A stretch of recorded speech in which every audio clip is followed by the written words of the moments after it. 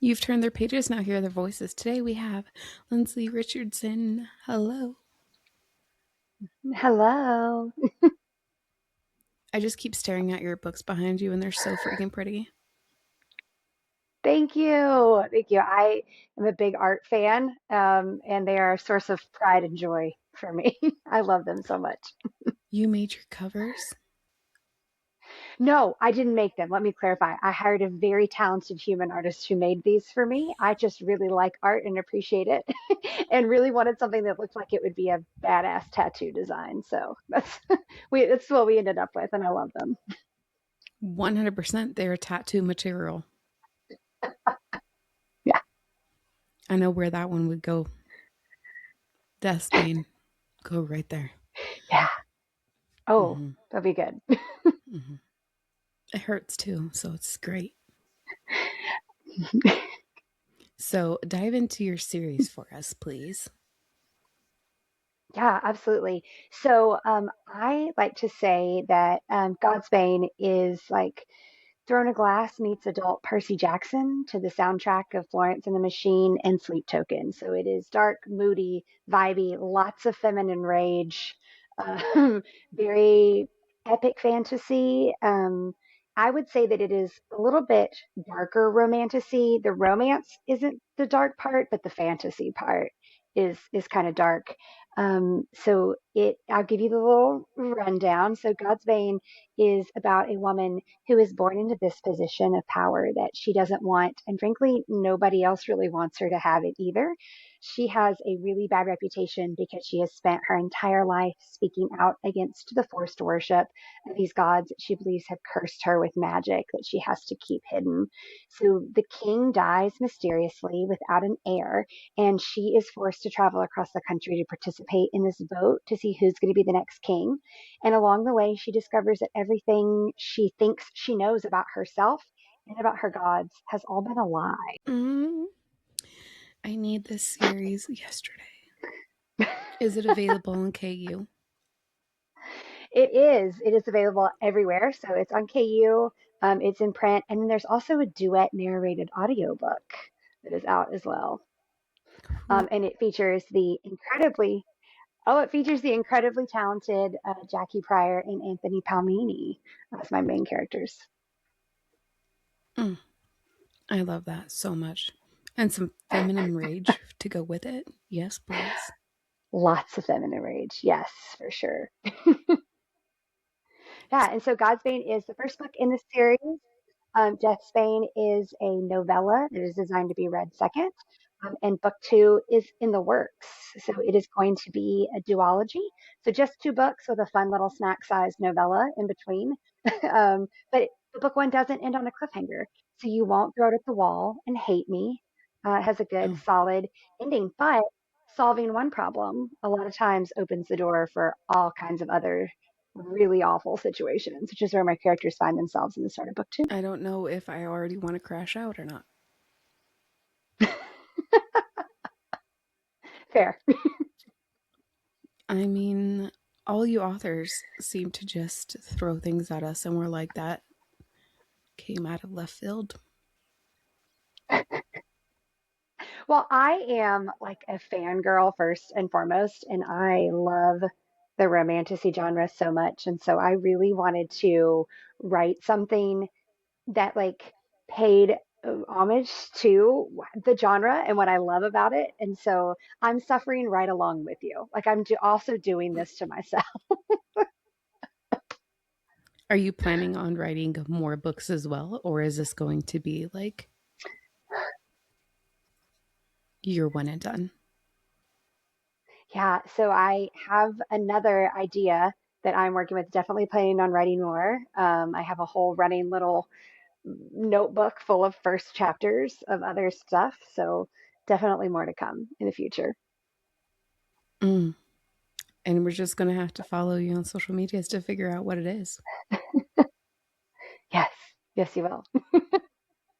So, who's your female main character? Her name is Ivy, and her nickname is Poison Ivy. So we play off a little bit of that kind of DC super villain vibe there. Mm, we love that. Ivy. Ivy's a great name, Yeah. Yeah. regardless. Yeah, I Like a think so. very strong female. Yes, and she has some poisonous earth magic. All the magic in the series is elemental in nature. Even better. It's very fitting for her. Very. It seems like it. Where did Mhm. you come up with Ivy? Oh, so Ivy came up to me like fully formed. I was just playing around with some ideas I knew I wanted to write. And I knew I wanted to write romantasy because I love it so much. And it was like therapy for me. Honestly, I work a corporate job where I spent a lot of time in spreadsheets and I missed words and something creative. I needed an outlet. And so I sat down and I had this story idea and I started writing. And it's like she just walked into my head fully formed, flaws and all, and said, "This is who I am. Make a story fit around me." And so she kind of changed the course of everything when that happened.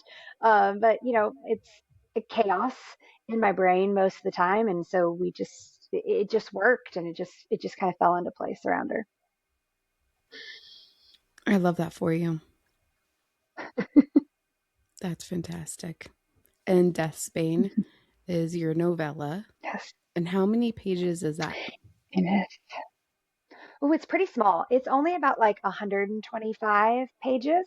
It's real tiny, but it gives you. There are a lot of things that you learn in God's Bane, about the gods, about the lore, about these events that happen in the past, and I just needed to tell you more about those in a different way. And so the novella is actually from the perspective of two of the gods. It is like a Hades and Persephone kind of retelling, and just really gets you like all of the backstory that you need to Mhm. really just amplify what you learn in book one and really set the stage for what's coming in book two. So you just answered a question, which is you went off of Greek mythology. Yes, well, I was a huge, still am, was isn't a isn't the right word, but I love Greek mythology. That was my like hyper fixation for a long time. And so it doesn't like it's not a one to one. It doesn't follow. There's a very unique god system here. They're gods of things that you wouldn't necessarily, you know, pick out of a hat, I think. But still, a lot of the inspiration definitely comes from Greek mythology. If I had a book when you said that, it would have been thrown. Mhm. Obsessed with Greek mythology, especially Persephone and Yes. Hades. And you put some romance on there and a Hmm. little twist. Sold. Yes. Me too. I eat it up every time. I don't care how many I Mm. read. I'm like, yes, give me another one, please. So, oh, come on. Get out. Okay, have you read the Touch of Darkness series? I've read the first book. I'm really bad about reading the first book in a series, and and it's nothing to do with the book. Like I thought it was great. I'm really bad about like I read one and I'm like, oh, this was cool, and then I like squirrel and like pick up a different series.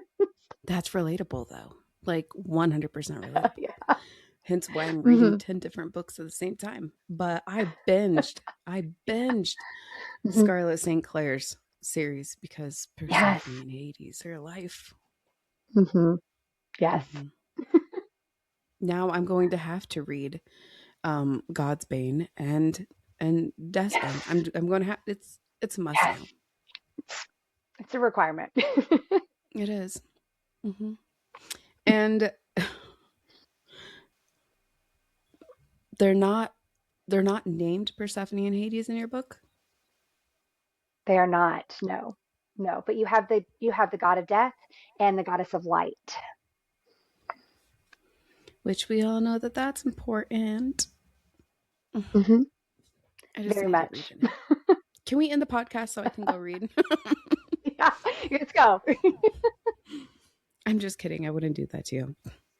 But it sounds. Oh, sorry, I hit that thing all the time. It sounds phenomenal. Thank you. Is there magic? Yes.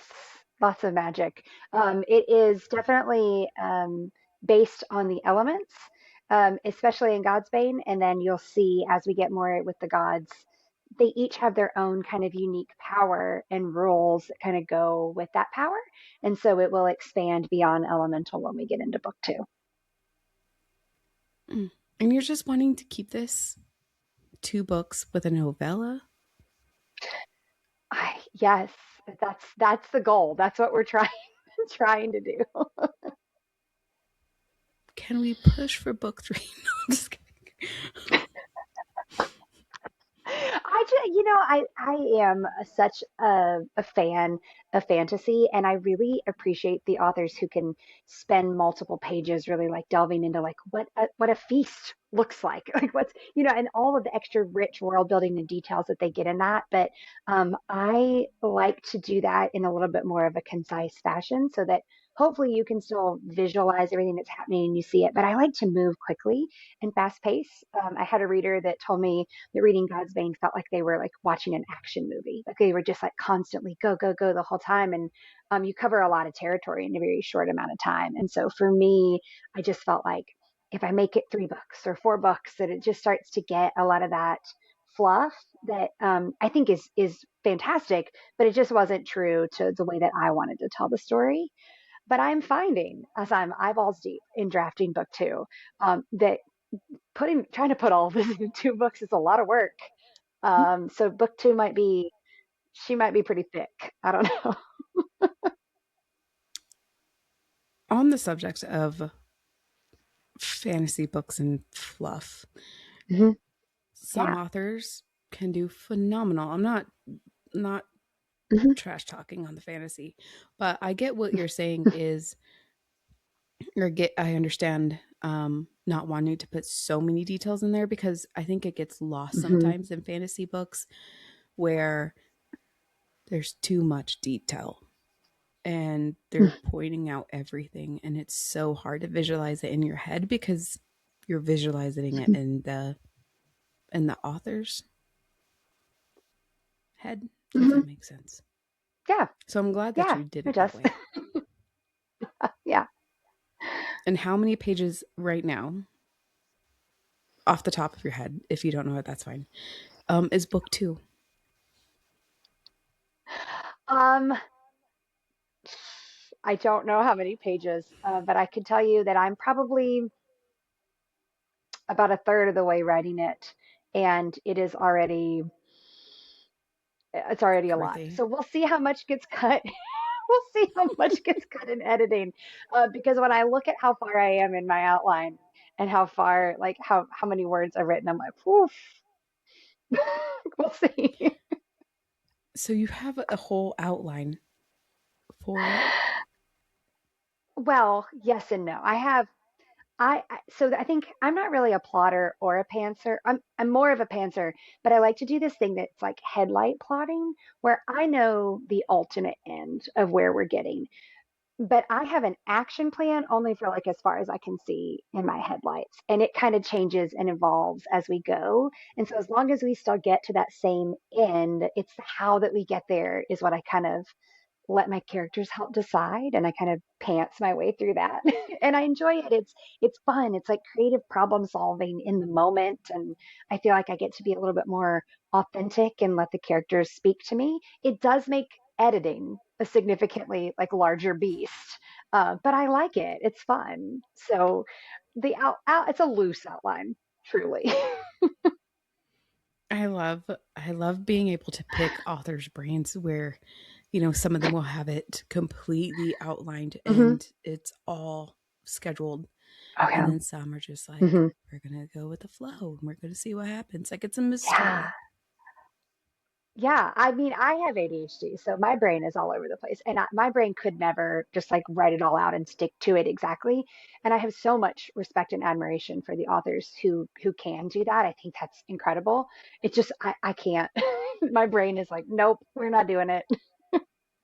So did you ever was there a point in God's Bane where you had it visioned one way and your characters were like, psych, we're gonna go left field with this? Oh, absolutely. Yeah, multiple times. And I would call my like 3-person group chat and be like, okay, here's what I'm thinking about this. And they were like, No, no, you can't you can't do that. You have to rein the characters back in. Like this is your story." Yeah. I had in one of yes, in one of my early drafts, I actually like killed off a pretty important character. And my friend called me and was like, "I'll never forgive you. Like you you have to undo this." Which then undoing it then changed a whole bunch of things. But yeah, I laugh about that a lot when people are like, "Oh, did you change things?" I just hear her frantic voice in my head being like, "I won't be your friend anymore. Like you need to fix this right now." Mm-hmm. Mm-hmm. I've literally I've made those calls to some authors and I'm like, if you touch my character Hmm. and if you do this, Hmm. I will never speak to you again. And they're like, Yes. really? I'm Yeah. like, really? I will Hmm. never speak to you again. I will never touch any more of your books. I will Hmm. cancel you if you touch my character. Yeah. And Yeah. then she sent me book 2 and I was like, I hate you and you're an asshole.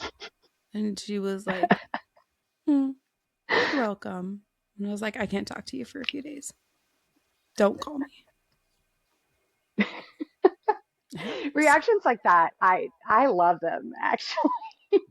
I got quite a few notes from readers after Death Spain arcs went out, and they were like, need, I'm going to send you my therapy bill." They're like, what did you do to me?" And I was like, "You made me feel so good." I was like, "This is what I wanted." There really should be support groups like all you authors Yeah. who destroy us mentally and we need time to Hmm. recover. There should be a support group Yeah, for where we sure. all freely talk shit about you guys in like a That's loving acceptable. way. Like Yeah. they're great books. Yeah. There's, you Hmm. know, like, Hmm. mm-hmm. It's just, but now that you said that, I might cry, I might need to mentally get stable before reading God's Bane. Yes, yes. So Death Spain is like it's short, spicy, and traumatizing, all in like whiplash. Like I said, boom, boom, Oh, boom, back to back. So I give you a lot, but I do also hurt you, and I am a little sorry you're about not that. sorry. Nope. Nope. I'm No, so not a not lot. buying that at all. Anytime an author is like, I'm so sorry, I'm like, you don't mean that. You love every second of this. You're not sorry. Yeah. Well, if it makes you feel any better, we suffer while we write it.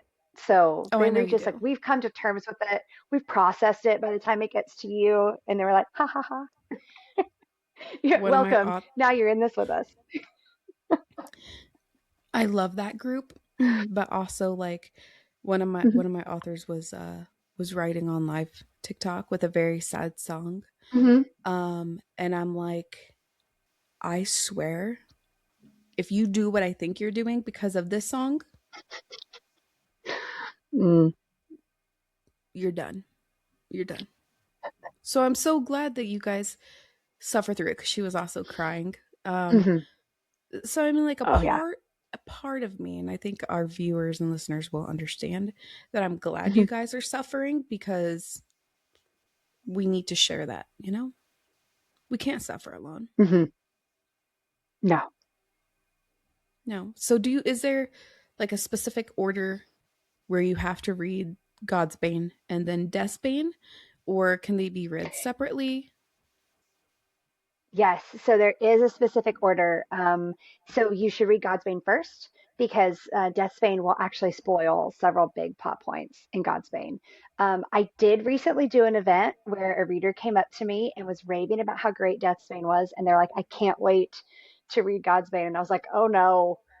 Oh no, like this is the wrong order. And it even says that in the book. It's like, don't read this if you haven't read God's Bane. She's like, I know, I saw that, but I thought it would be fun to do it backwards. And I was like, okay, please let me know how that experience is for you because that is not at all how it's designed. Mm, why do people do Mhm. that? I don't understand. I think as long as I have warned you that it spoils big things, that like it's in your hands now. But it's definitely not like an Assassin's Blade situation where people can argue like where you read it because it technically is a prequel story, but if you read it first, you're gonna be lost first of all, and then you're gonna be very upset when you pick up God's Bane and be like, oh, I already know what happens here. You know what I found out recently? Oh my gosh. Is that there's people, I don't know who because I Hmm. don't relate, but they read the end of the book first and then read the Oh rest. yeah, like the last page. How could no? I couldn't be me. How? It, everybody can read however Hmm. they want. Yes, yes. But I'm kind of judging a little bit or a lot. Well, and I recently found out because Godspeed has a prologue, and I recently found out that some people skip prologues, and I was like, I read as a reader, I consume every page. Like I even read the acknowledgments at the end. I'm like Mm. in it. Like if you put it in there, I'm gonna read it. And so I was like, what do you mean? People just they just skip that. I'm like, oh, okay, great. So I made mine real short. Mhm. So I was like, you would still like you can catch on if you skip it, but like I mean, I think it's kind of cool. I don't recommend skipping it, but no. So I'm going to tattletale on myself and say that I have definitely skipped prologues for a very long time. And then I realized that you're Hmm. supposed to read the prologues Yeah. because I just thought Yes. it was an author's note. And I'm like, I don't really care. I want to jump to the good part. And Hmm. then I Hmm. started realizing like you should actually read the prologue because there's a lot of important information Yes. in there. And I started doing that and Yeah. it would change my life. Yeah. Well, I Mm. kept mine to like 2 pages so that like it's not Oh, a that's lot. not bad. It's like, oh, I can read that. I That's can not bad. read like 2 pages. Yeah. However, I will say that some prologues should be the first chapter. Mhm. Some books should be. Hmm. Yes, I've definitely read some that I felt like could go that way. So it's always interesting, I think, looking like when I'm reading now as an author, I sometimes will tend to maybe analyze the author's choices a little bit and not in a negative way, just like trying to understand like, oh, why that's interesting that they made this decision. I wonder why, and like just analyzing the craft. Um, I think it's really interesting when you're like, oh, that what's the reasoning on why that wasn't chapter one, and then you read more, and sometimes you can kind of figure it out. But yeah, I Mm-hmm. think it definitely adds a different like layer to my reading experience. I love that. That's amazing. So with God's Bane and Death's Bane, you Hmm. have a narrator. You have narrators for God's Bane, right? Yes, But I know some yes. people don't usually use narrators for the novellas. Are you using your narrators Hmm. for Death's Bane as well? So right now we're not planning an audiobook for Death Spain just because of how small it is. It's not really like the most cost effective option because I'm all indie. Even my audiobooks are indie produced. And so that's just not something that I'm able to do right now. But we do have the same narrators are going to be returning for book two in the series. And so I'm really excited about that. And so I don't like to. I don't like to say never. I think it's definitely a possibility that we could get it in the future. It's just not something that's on the roadmap right now. I see more and more authors, you know, coming out with novellas and then choosing not to have them Hmm. narrated. Narrated. I promise Hmm. I know English. Yeah. So that's why I was asking. And when did you Hmm. plan on releasing book two? So book two right now is scheduled to come out in 2027. We are hard at work on drafting book two, but I did have to go ahead and get on my narrator schedule. So I have a deadline and I have a schedule I've had to set and work back. And I'm a little sweating. I'm sweating a little bit about it. We're gonna do it at night because writing is not my full-time job, unfortunately, and so I'm balancing a career and two small kids and all the things that come with life, and So it's coming, but I promise it will be worth the wait. Well, you're doing a great job juggling everything because it is a Thank juggling you. act, especially with It children. is. It is. Absolutely. And what is the trickiest part though? Because you're juggling all these things. So, hmm what would you say would be the trickiest part navigating it all? Oh, that's a good question. So I had someone tell me very early in my corporate career when I first started having kids. They told me that like I got really stressed out and anxious about just balancing those two things before I decided to add, something else in the mix. And they gave me this good analogy about like knowing what balls you can drop. So like which balls are made out of rubber and they'll bounce back and which ones are made out of glass. And those are the ones that are going to shatter. And so for me, it's just prioritizing those things of like, there are certain things with my kids that I know, like, I need to be there. I need to be in that moment. Like, I need to be a mom first. And if I have to extend a deadline on something, or if I don't get, so many words done in my draft and I get off schedule, like, that can bounce back. I can fix that. I can figure it out. Sometimes, there's always a load of clean, unfolded laundry somewhere in the house. There's always dishes in the sink. Like, those are things it's just like finding that balance of what's going to bounce and what's going to shatter and like just trying to prioritize that. I think that has been a good learning experience for me. I also didn't realize like how much TV and things I was watching and consuming until I started finding time to write, and I was cutting out like staring at my phone for 4 hours or binge watching a TV show. Or so it's finding those little pockets of any free moment I have of writing. I think is has been fulfilling for me. And I think I've involved my kids in this process a lot, and so they understand it. They see that mom is chasing a dream, and they got a front row seat for it, and they do stuff with me, and so it makes it feel like I'm not living two separate lives as much when I can bring them into my author world. And I give them the fantasy plot of the books, not the romance plot, obviously, but just the fantasy plot. And so when I'm stuck on something, sometimes they help me brainstorm ideas. They're like, what if there was a dragon? And what if there was this? And they're wild ideas. But it's fun. And I think that's involving them has been such a good positive part of finding that balance. That is seriously so sweet. You're such a great mom. Oh, thank you. You're so sweet because that takes a lot of patience Mhm. and, Yeah. juggling. That's not always non stressful. Oh, no, no. It's very stressful. What would you say is your biggest piece of advice for people who are wanting to become an author?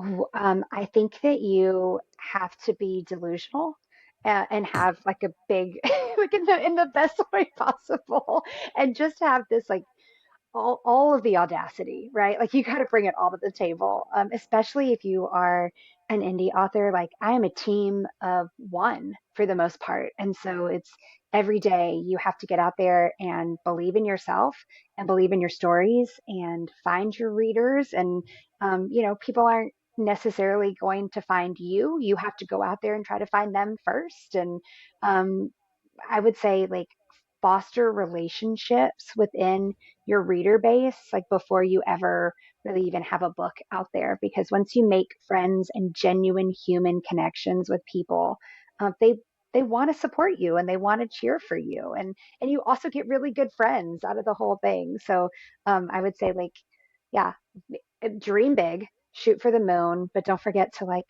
make friends along the way. As cheesy as that sounds. No, I don't think that sounds cheesy at all. And that's really good advice of, building hmm a social media prior to you hmm releasing a book, um, Yeah, because it's time consuming and a yeah, lot of work when you it already publish is. a book and then you try to get your social media gatherings? Yes, it's social media could be a full-time job. And I like it is, and it is. I do that some for my career, but like I know there's lots of people who um, well, how about with authors? There's PA services. There's so many incredible people out there who do that. And so it doesn't have, you don't have to let it consume you. I just really enjoy it. And I enjoy just being my authentic self on social all the time. But it can be exhausting and it can be a lot. How do you stay out of social media controlling your life?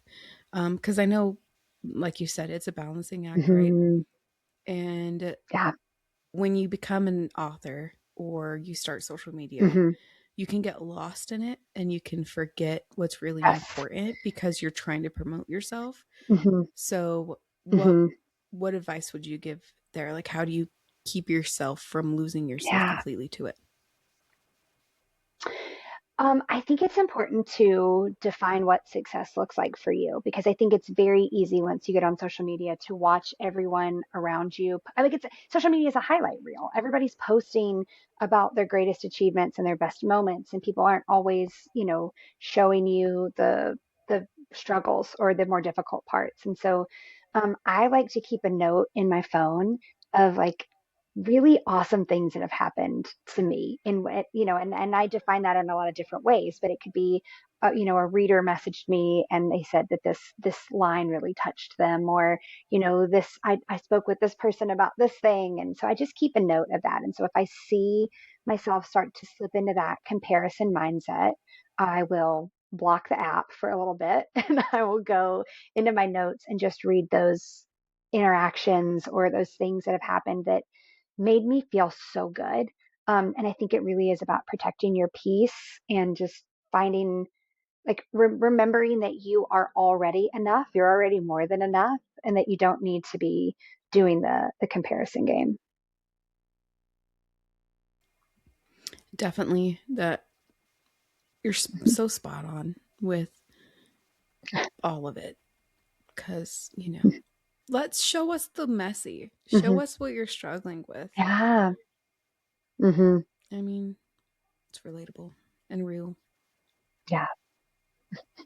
So, what has been, wow, what has been the most exciting part about writing God's Bane and Death's Bane and book two? Hmm. What sparked, like, it's been the most exciting part of it? Oh my gosh. Um, I think it has just been meeting people and connecting with people. And I decided to write this book, like I said, because for a creative outlet. It was also very therapeutic for me when I was dealing with some grief and some really heavy emotional stuff that I was going through. And so I was like, I'm going to write this book for me, and people may never read it, and that's okay because I'll read it and I'll resonate with the story because it's just deeply important. And I've just been so blown away by the way that people have reacted to it, to their reception, to meeting people in person and just having a one-on-one interaction where we just fangirl out about the like characters that I made up in my head. And I've just it's been so exciting to be able to do things like that. And I've got several big book conventions that are coming up later this year that I'm really excited about attending. Like I haven't attended one either, and so not only am I attending, but I'll be there as an author. And it's just this whole community has been so welcoming and so wonderful. And I think that has been really the most exciting part, is like finding where I fit in that and becoming a part of it. For people to be able to keep on track of your book signing events Hmm. and um, Yeah. any pop up things, where Hmm. can they keep Yeah. tabs? So I'm on Instagram, TikTok, and Threads. My handle is at underscore Lindsey Writes underscore, because those underscores are important. Apparently, it was taken without those. So make sure you put those in. And then also on my website, lindseyrichardsonauthor.com. That's amazing. I seriously cannot wait to start diving in to your series, because fantasy Yeah. and then Greek mythology. Yes, Sign me up. But absolutely. is there anything that you would like to add, or talk about to your author or to your authors? Yep, yep, to your listeners or to your readers. Yeah, I would just say that I can't ever miss the chance to just plug the indie author community and just hype up my fellow indies. And so I just want to encourage everybody to go out and seek those authors, request them at your library, walk into your local independent bookstores and ask for our books by name because they don't know about us if you don't help spread the word, and just say like thank you for everybody who has done that and been a part of this and has resonated with my story. I'm eternally grateful, and this is absolutely a dream come true. And I couldn't be living this if it wasn't for all the support that I've gotten from so many incredible readers. There's so many incredible indie authors out there that Hmm. people are Yeah. simply missing because, I mean, Hmm. there's nothing Hmm. wrong with trad Hmm. authors, but there's so many good No, books no. by indie authors out there. Yes. Yes. Well, because we can break all the rules if we want to, like we have so much freedom to be able to do those things. And I think there's pros and cons to both, but I think as indies we struggle a lot with exposure. And so many people don't know that we exist. And so we have to yell about those books that we love. Absolutely. Thank you so much, Lindsay, for coming on and being able to talk about, God's Bane and Death's Bane, and then soon to book two. Yes. Yes. Thank you so much for having me. I appreciate it. Thank you.